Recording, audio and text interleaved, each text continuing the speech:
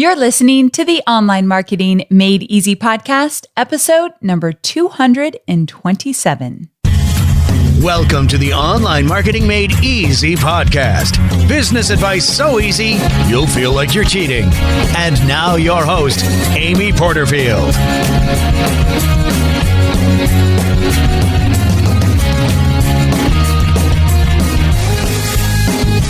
Hey there, welcome back to another episode of the Online Marketing Made Easy podcast. I'm your host, Amy Porterfield, and I am so delighted that you're here today. Now, before we get started, you know that I love to hear from all of you. So thank you for all the messages in the DMs on Instagram.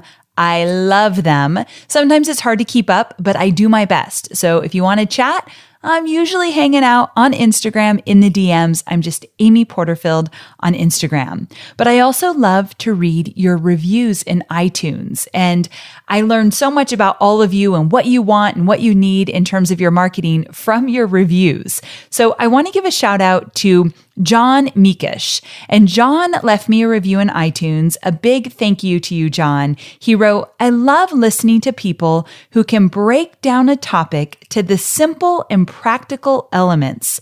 This is a solid podcast that I will be listening to on the regular. Music to my ears, John. Thank you again so very much. I'm lucky to have you as part of this community, and I hope you're going to feel that way after this episode because I feel like my guest did a really good job today of breaking it down. Today, we're going to dive into all things chatbots. You know, I'm all about automating what I can inside of my business, and using chatbots is a prime example of an automation strategy that I definitely want to dive into more and more. Since I began using chatbots, not only have they kicked up our customer service experience, but they've also increased sales to my evergreen programs. So you may not know what a chatbot is just yet, or you may not know much about it or how to get started, but I'm pretty sure you've already interacted with one. My guest today is Andrew Warner. Don't tell Hobie, but I might have a business crush on Andrew. Andrew is from Mixergy, the popular podcast where he talks with top startup entrepreneurs. And Andrew is obsessed with chatbots. He told me that chatbots are the future of online engagement. Sounds like something that could be helpful for your business, right? I hope that you are all ears because we're going to get into so many great details that you must know before you get started. Also, if you're on the fence with chatbots and you don't like this idea of automation and you think maybe it's a little bit too robotic, well, keep listening because you know that I love that human touch in my marketing. So if I'm using chatbots, then I want you to be open-minded to using chatbots as well. As you listen today, think about where a chatbot might make sense in your business too. And maybe you don't have that need today, but in the coming months, after you launch your online course or your membership site, or you begin selling your physical products online, then you might be at the place where your customer service needs to be at a larger scale. And you want to reach out to people at a whole different level. And you want to make sure that you're getting in front of the right people. Well, a chatbot can do all of that. Before we have Andrew join us, I want to let you know that this episode is sponsored by my free masterclass, How to Confidently Create Your First Profitable Course in 60 Days. If you've been thinking about creating an online course, or if you've had an amazing idea for an online course for a while, but you're just not sure where to get started, this free masterclass is perfect for you. All you need to do is head over to amyporterfield.com/courses. Okay, I won't make you wait any longer. Let's talk all things chatbots with Andrew Warner. Andrew, welcome to the show. I'm truly looking forward to talking all things bots with you. So thanks so much for being here. Thanks so much for turning on video. I told you I wore a nice shirt. I wore a jacket for you. He did. Because everything that you do is so beautifully done and polished. I said, I cannot appear like a schlub. I've got to show up. You guys, right when I came on Skype, I was not planning on being on video. I'm literally in workout clothes. And here he shows up. And I said, Andrew, you look so handsome in a sports coat. Thanks for bringing it today. And I'm glad that you're willing to do video. I need the human interaction. If it's just me talking into a mic, I feel like I'm a robot or something. But if me talking to you and I get to see you smile and I get to see where you're not excited about what I'm saying, it helps me adjust and be more myself. So I'm glad I get to see you. I'm glad you got me out of my shell. You know, I don't love video, but I thought, come on, Amy, don't be so vain. Get on video. So, right on. So here we are. I know my listeners can't necessarily see you, but I took a snapshot of you so they could just see how dapper you look. So we'll include it in the show notes. Okay. So before we get into all things chatbots, I want my listeners, if they're new to you, to kind of learn a little bit about who you are. And we always talk about how you earn a living. So can you give us some details? Yeah, sure. So I'm someone who, when I graduated from school, noticed that email was becoming the way that most people were communicating. And so I started an email newsletter that was just like a joke a day, and then a trivia a day newsletter, and then an inspiring quote via email. And all this stuff seemed ridiculous at the time, but I knew that people would subscribe and want content via email. And sure enough, it got into over 20 million subscribers, over 20 million inboxes. Oh my gosh, that number's crazy. I know. Today, you want to know something crazy? We got over 80% open rates on the emails that we would send out. What? So huge audience, huge open rates. And then the revenue followed. It was over $35 million in sales. And then we eventually, I say we, it was me and my kid brother. And then we eventually hired more and more people and sold the business back in 2003. And I took a bunch of time off. And then I said, I'm at a stage in my life where I always wanted to interview and write a magazine. And I want to do something like that. And I discovered podcasting in 2008. And I said, this could be a way for me to interview people, to do the kind of stuff that I love. Because to this day, I read biographies nonstop. This could be a way for me to create it. And I started creating it. I did it just for a legacy. Then I was persuaded to add some advertising to it. And my audience has known that I had gone into advertising kicking and screaming. I didn't need the money. I felt like it was distracting. But what I discovered was having ads made it more professional, feel less like a hobby to people. And when I interview entrepreneurs about how they built their businesses, the audience doesn't want to see this as my money pit, me spending money just to do this little hobby. The fact that they see that it supports itself, that it's producing hundreds of thousands of dollars in ads, and then more money from membership makes them feel like this is a real thing, and allows me also to say, I'm not putting my own money into it anymore. This is going to stand alone. And so that's where I am right now. The site is called Mixergy. I interview entrepreneurs about how they built their businesses, and occasionally I talk about what I did with email marketing back when I had that business. I am a huge fan of Mixergy, so it's an honor to have you here, and I love to hear your story for sure. So moving into the chatbots, I want you to first kind of just set us up. Tell us in simple terms what a chatbot is and how it works. Okay. So I know we're going to give people a video so they could see it for themselves in under 60 seconds. And I created a chatbot for your audience that they can check out, botacademy.com/Amy Porterfield, so they can see it. But I'll describe it. Imagine a landing page for a yoga studio. And the yoga studio says, we created a guide to teach you how to do a handful of yoga poses. Press this button below to get it. The user presses the button, and immediately, it feels like magic, but immediately their phone vibrates. And they look at their phone, and there's an alert at the top that says, here's the guide I promised you. They tap that alert at the top of their phones, and immediately Facebook Messenger opens up. There's an image of the yoga studio that they just were interacting with, and it says, hi. And if it's you, it'll address you by your name, Amy. If it's me, it'll automatically know my name is Andrew, and it'll say, hi, Amy. Here's the guide that I promised you. Can I give it to you here in Facebook Messenger and keep teaching you in Facebook Messenger? The user presses a button that says yes. As soon as they press a button that says yes, they wait a second, and then they get the guide right there. They could tap to open the guide. They could read it right there in Facebook Messenger. They could save it to read on their phone later. They could share it with their friends via email, text message, Facebook Messenger, etc. And the beauty of this is, if a week later the yoga studio has a discount on membership, they could message everyone who subscribed to their chat experience and say, we're offering a discount.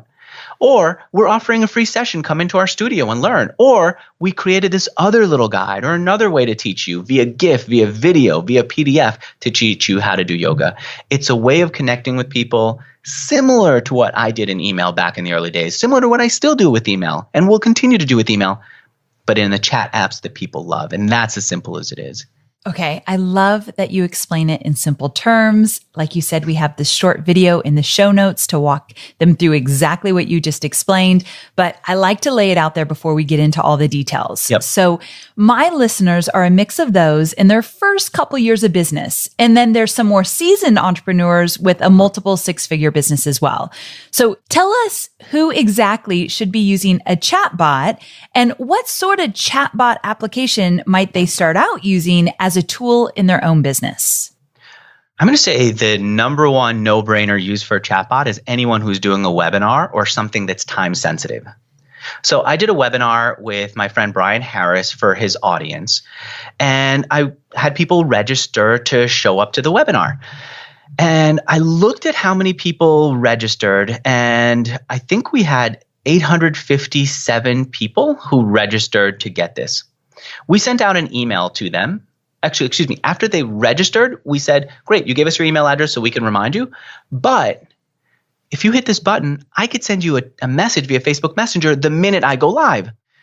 So here's the stats on it. The people who got email, 42% of them opened. That's a really high open rate, 42% open, right? The people who opened up the chat, 82% of them opened. Wow. 82.7 actually percent opened the message. I said, I'm going live now. You registered. How could they not? So they open it.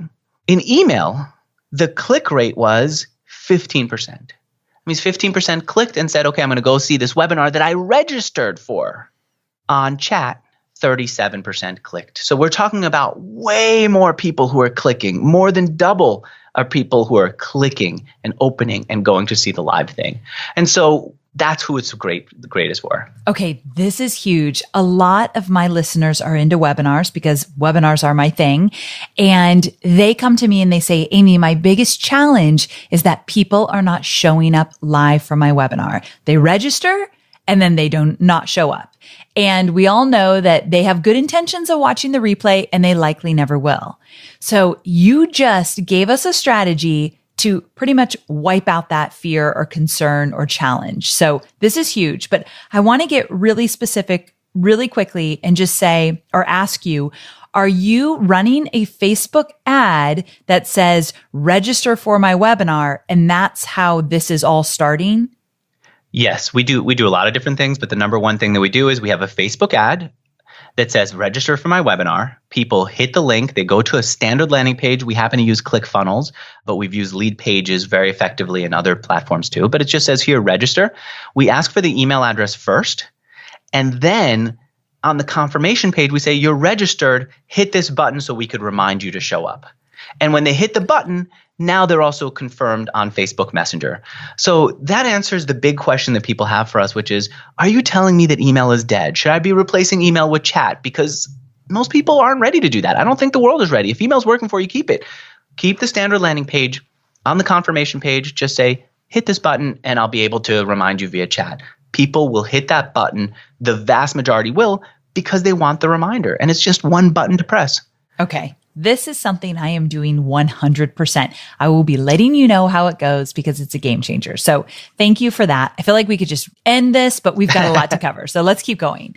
So you've already given us some good examples, but can you give us a couple examples of companies that are currently using chatbots successfully and tell us what's working for them and how they track their success? And one more thing I want to add to that, if you could give us like a big name company, someone that we would all know, but also on the flip side, if you have an example of a lesser known company or an entrepreneur that operates on a smaller budget, because that's my audience, I'd love some of those examples as well.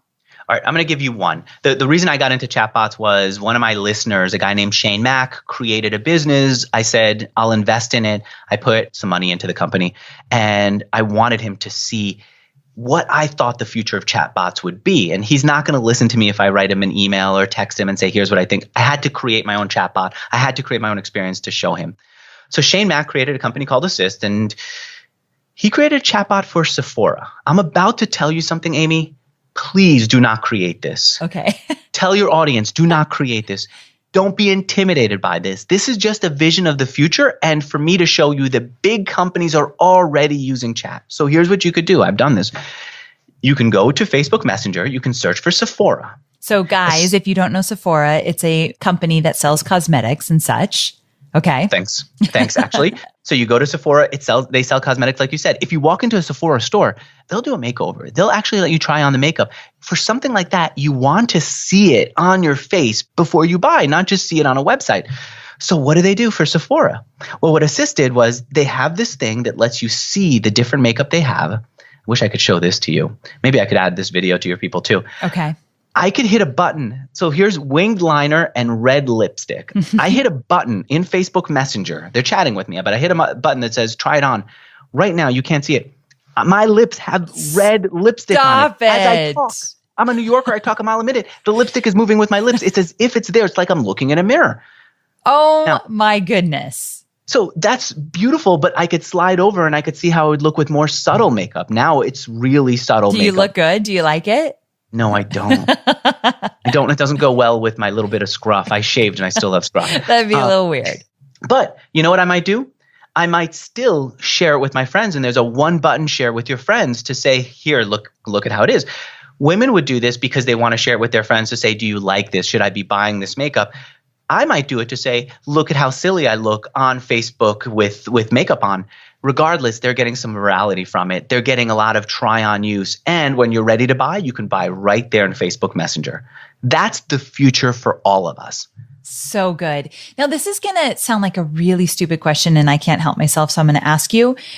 It's Facebook Messenger, and I'm a little old school. So I'm on my desktop more than I'm on mobile when I'm on Facebook. So is this working on desktop and mobile?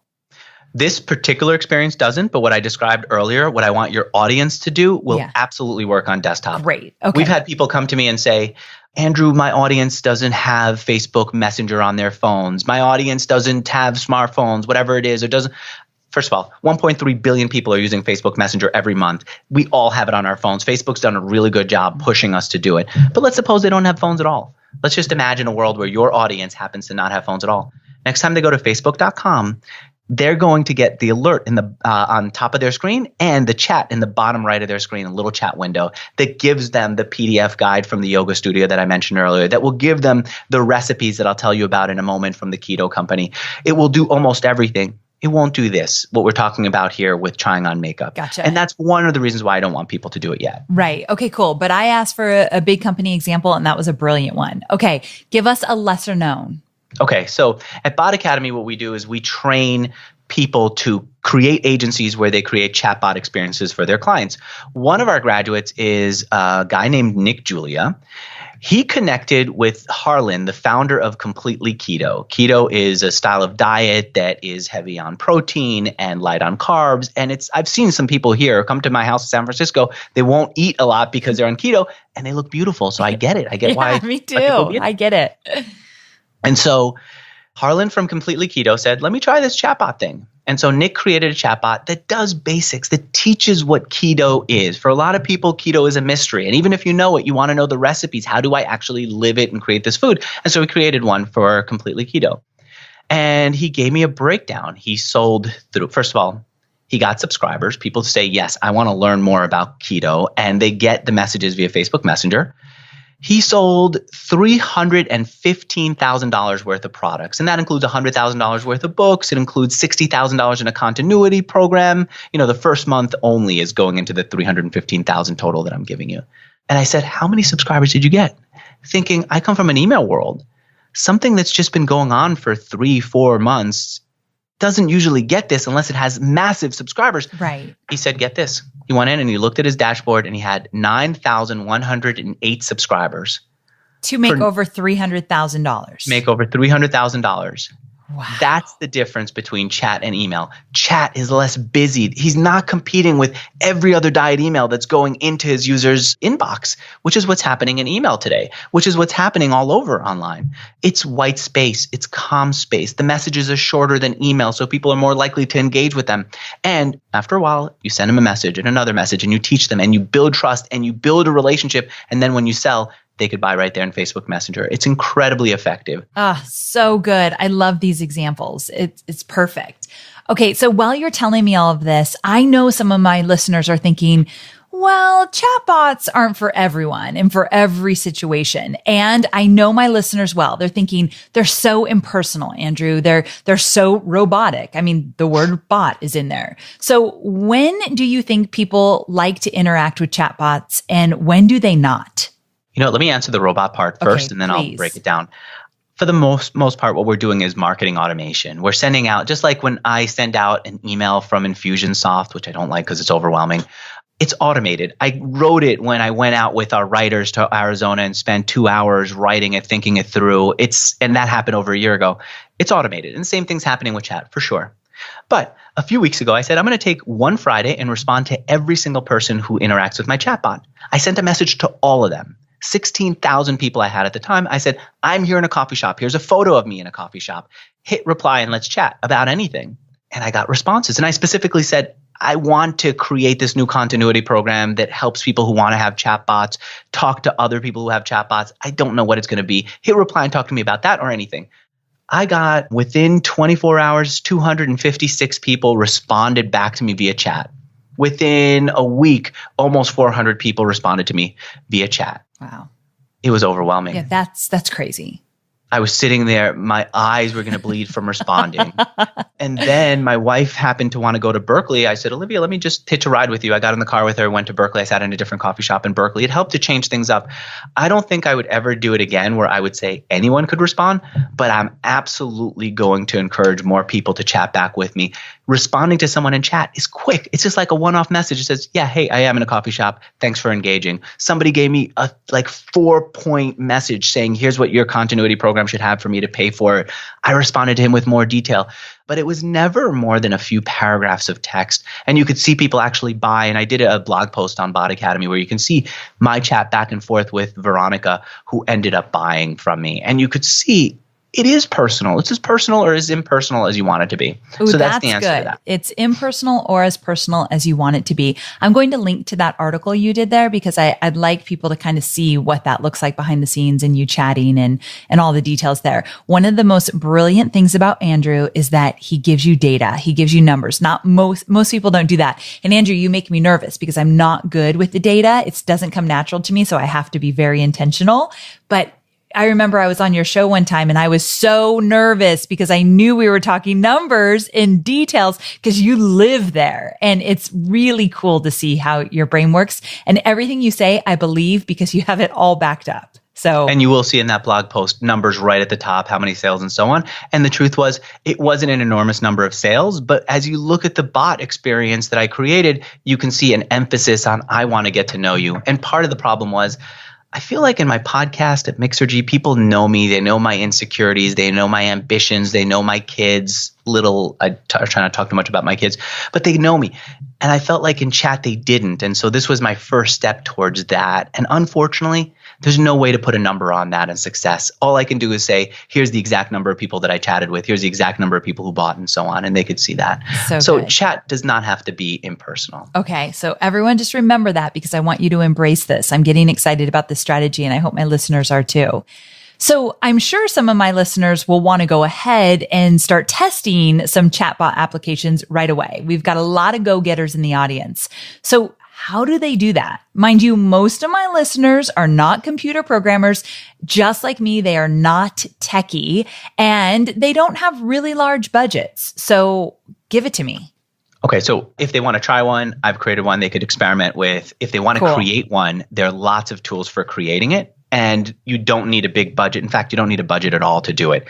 They're funded, a large number of these companies, by Silicon Valley investors, the people who live right here in my neighborhood. And so here's what I'd recommend. There's a site called Botlist. It's botlist.co. They have a tremendous number of software options that you can pick from to create your chatbot.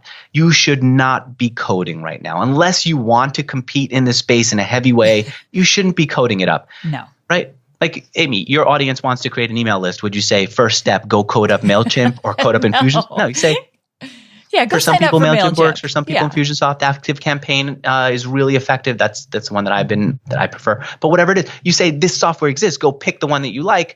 Use the free version for a while. Pay when you're ready to upgrade. Same thing here, and Botlist.co has it. I happen to think that ManyChat is the best when it comes to marketing automation. It's the most MailChimp-like, ActiveCampaign-like, Infusionsoft-like. It has all those features in. And full disclosure, I invested in that company. You did? Okay, so that's what we use. I want everyone to know, because I got very confused by that title. He's saying MANY chat, ManyChat. So yes. Sometimes they think I'm saying something different when I say that. But that's what we use, Andrew. I didn't know you were an investor. Very cool. You know what? I knew that they were good. I didn't trust them because and we'll talk about the one mistake or the mistakes that people make. Mm-hmm. One of them is putting your subscribers in software that will not be around. It's harder to take your subscribers and go to a competitor with chat than it is with email. And so I wanted to get to know him. I found his investor, who's a friend of mine. I said, hey, you invested in him, make an intro. I want to get to know him. Do you trust him? Give me some insight. He gave me insight. I took Mikhail Yang, the founder of ManyChat, to lunch and got to know him. I used his software a bit. I then got to know him so much. I said, I trust my subscribers here. And I also would like to invest. Actually, I said, I don't want to invest. And he said, Andrew, we really want a partnership here. We want you to be on board because you're using it so much. You should invest. And I thought, why didn't I want to invest? That's a mistake. So I invested in a couple of rounds. So I like them, but full disclosure, I'm an investor. There are tons of options out there. You can go to botlist.co, not .com, see a bunch of options. My recommendation for everyone who's listening, create one. I had someone on my team who's on a call with me on Zoom said, I actually never created a chatbot. I said, you're working with me in this, like you're Mixergy, but we're building chatbots. How did you not create one? She says, I don't know, I'm too busy. I said, between now and our next call, I want you to go and create your first chatbot. She's got a baby at home. She's got a full-time gig. She's got family. She's got all kinds of stuff. I said, okay, I'm going to do it. And she said, in case we ever need it since I like numbers, she said, in case we ever need it for another email or chat or something, here's how long it took me to create it. I believe she said, and I could be wrong, we'll publish an accurate number, it was 21 minutes to create her chatbot. We're not talking about a long period of time to create it. Now, to get it good, it could be a lifetime of constant polishing and improving, but it doesn't take long. Everything in business. So, okay, cool. So you told us where to go. We know the one that you and I like the most, and I'll link to it all in the show notes.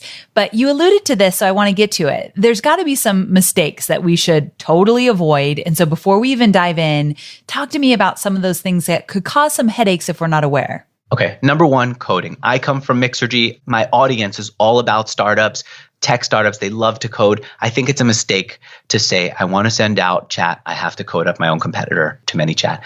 It's not worth it. Don't do it. Here's another mistake.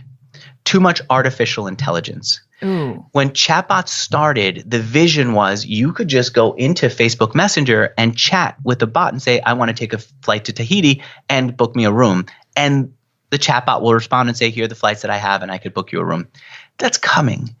But my friend Shane from Assist says they shouldn't call it artificial intelligence. They should call it eventual intelligence.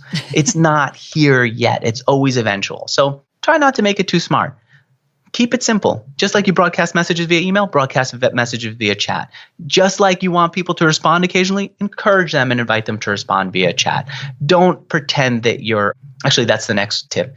Don't pretend your bot is human. If you go to the Completely Keto chatbot, you will see it says, my creator Harlan made me to help you with chat. Don't let people think that, right? Yeah. Okay, cool. That we talk about that a lot with my audience where we do automated webinars. And I always say, you do not have to pretend that they are live. People are smarter than that. So I like that we're not pretending that this is not a bot. And in some cases, it could look like it. So Seth Godin saw what we were doing at Bot Academy. He had a chatbot created for him. It's the Seth Godin bot. It's his face. It's his name on it. But there's not the expectation that you're really chatting with Seth, that he just spent 5 seconds ago writing out a message just to you. That's how you keep things from from promising stuff you can't deliver. Cool. All right, here's another one. Sending out long messages. People will send out paragraph after paragraph via chat. I did a talk here in San Francisco in the dog patch area. Someone said, why not write long messages? I said, are you in a relationship? And she smiled. She said, yeah. I said, do you use email or chat to communicate with is it boyfriend? She said, yeah, I use chat to communicate with my boyfriend. I said, would you trust me enough to show me your chat messages with your boyfriend? She said, yeah. And I looked at it and I didn't read it out loud, but you can see it's sentence from her, sentence from him, partial sentence from her, image from him.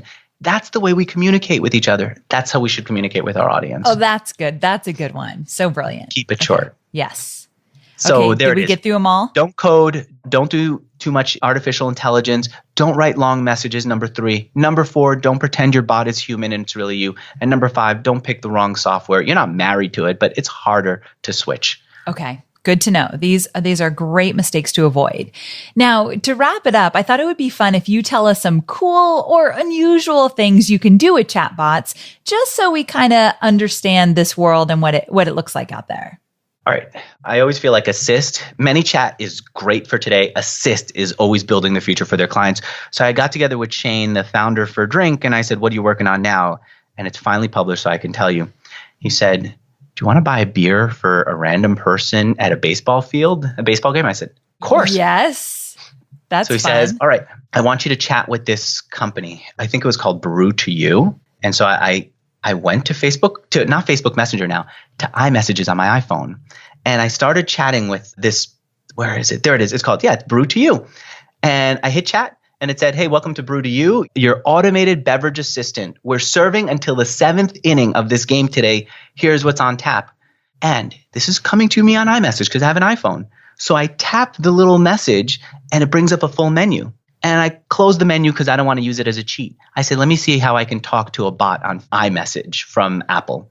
I just said 2 buds, meaning 2 Bud Lights. I wasn't going to, 2 Budweisers. I wasn't going to say 2 Budweisers, please, or any. Let's see what it did. It said 2 buds, parroting back what I said. You got it.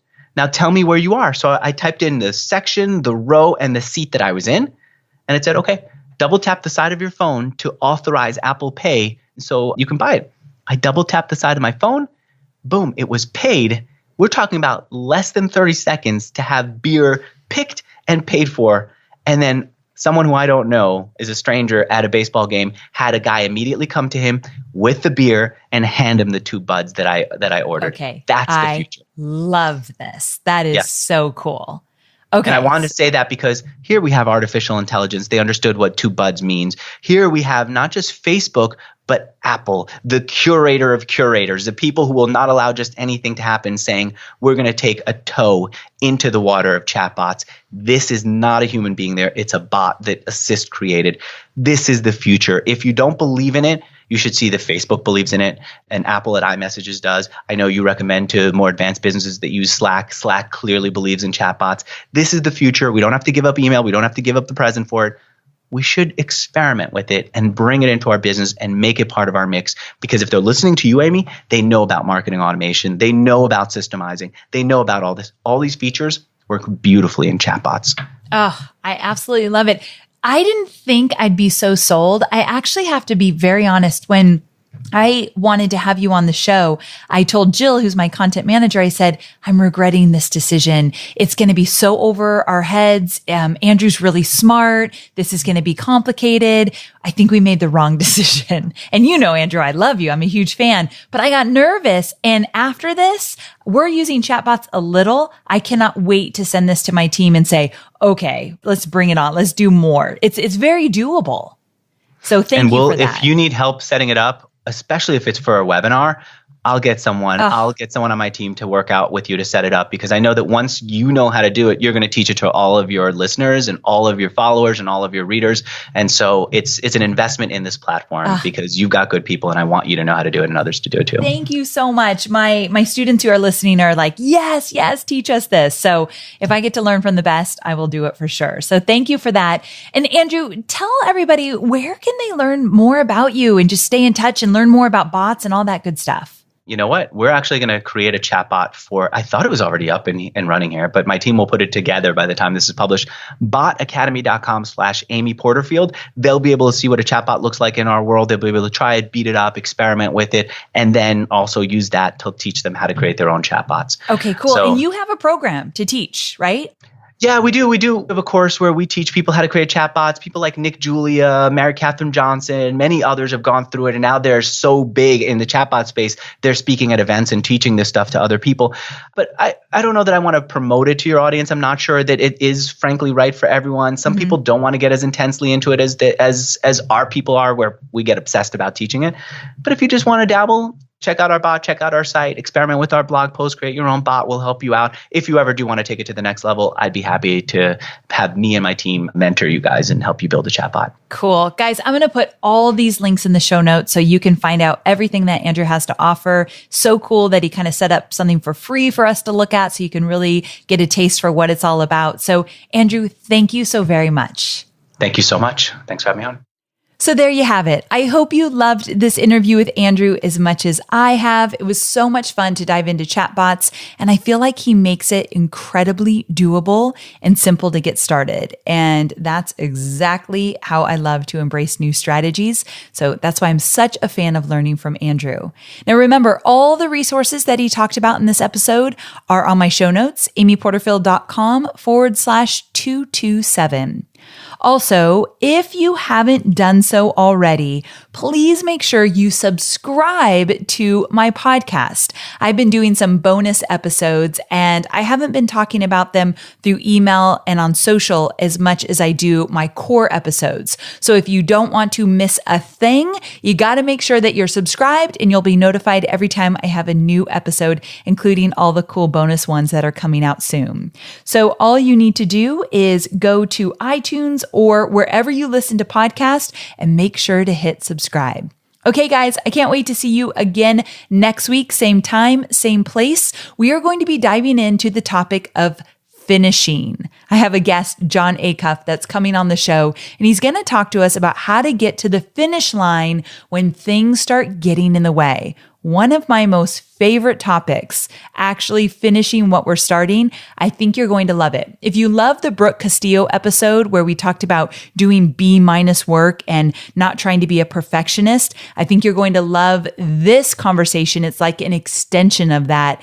And we get into a lot of juicy details around how to get to the finish line. So very important. So I'll see you here again next week. Thanks for tuning in. Bye for now.